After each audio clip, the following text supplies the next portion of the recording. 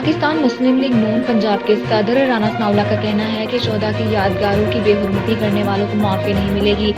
फैसलाबाद में मसीही बरादरी से खिताब करते हुए राना सनाउल्लाह ने कहा कि 2012 में बड़े सरमायाकार पाकिस्तान आने के लिए तैयार नहीं थे।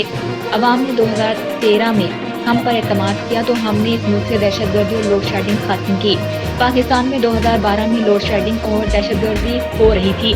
नवाज शरीफ की क़यादत में हमने लोड शेडिंग और दहशतगर्दी से निजात दिलाई। नून लीग दोनों सूबाई और कौमी हलके जीतेगी। 2018 में बहुत सी कुव्वतों ने नून लीग का रास्ता रोकने की कोशिश की। 2018 में भी मसीही बरादरी ने भरपूर साथ दिया था। हमारे दौर में पूरी दुनिया ने कहा था कि पाकिस्तान ने अपने मसाइल पर काबू पा लिया है। $1 अरब के लिए IMF की मिन्नतें करना पड़ी। पैक के जरिए $40 अरब की सरमायाकारी नवाज शरीफ लाए। जब हम सरमायाकारी ला रहे थे तब दूसरे लोग धरने दे रहे थे। चीन के सदर का दौरा उनके धरने की वजह से मंसूख हुआ था। 2018 में जिस शख्स को लाया गया इसने मुल्क का बेड़ा गर्क कर दिया। अमेरिका के दौरे पर कहा था कि नवाज शरीफ की जेल से AC निकलवा दूंगा। इस शख्स के इस रवैये की वजह से मुल्क बदहाल हो गया। इस शख्स ने 9 मई को इदारों पर हमला किया और अब लेवल प्लानिंग फील्ड मांग रहा है। सियासी एहतजाज और सियासी कारकुनान की तहरीकों की एक हद होती है। PTI बिलाशुबा एक सियासी जमात थी, लेकिन उनके लीडर्स ने रेड लाइन क्रॉस करवाई।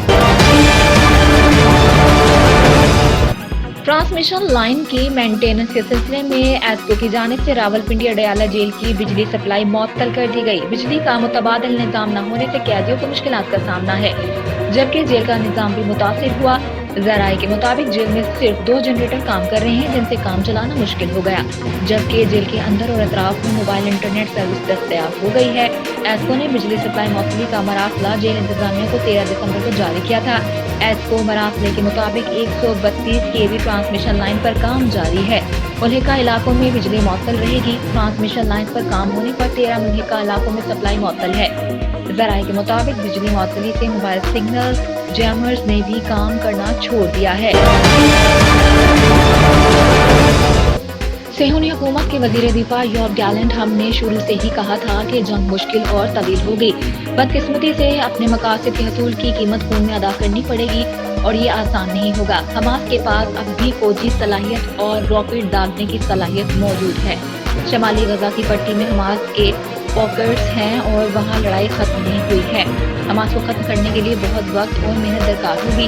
अगर सिफारतकारी हिजबुल्लाह को सरहद से हटाने में नाकाम रही तो हम फौजी ऑप्शन का सहारा लेंगे।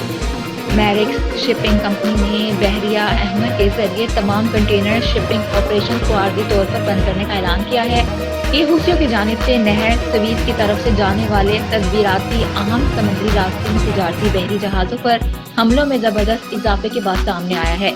बहरिया हमर में यमनी मुसल्लह अफवाज की तरफ से मकबूजा इलाकों की तरफ से जाने वाले 2 बहरी जहाजों को निशाना बनाए जाने के बाद यमन के दारुल हुकूमत सना में लोगों के एक बड़े इज्तिमा में योहिया सरी यमनी मुसल्लह अफवाज के बयान को पढ़ रहे हैं। एक अमरीकी मीडिया का दावा, डेविड एजेनहारू CVN 69 त्यारा बरदार बहरी जहाज की खलीज फॉरेस्ट से खलीज अमान में मुंतकिली यमन में हूथियों पर मुमकिन हमलों की तैयारियों की निशानदही कर सकती है। अमरीकी तैयारा बरादर जहाज USS आइजनहारू यमन की तरफ बढ़ रहा है।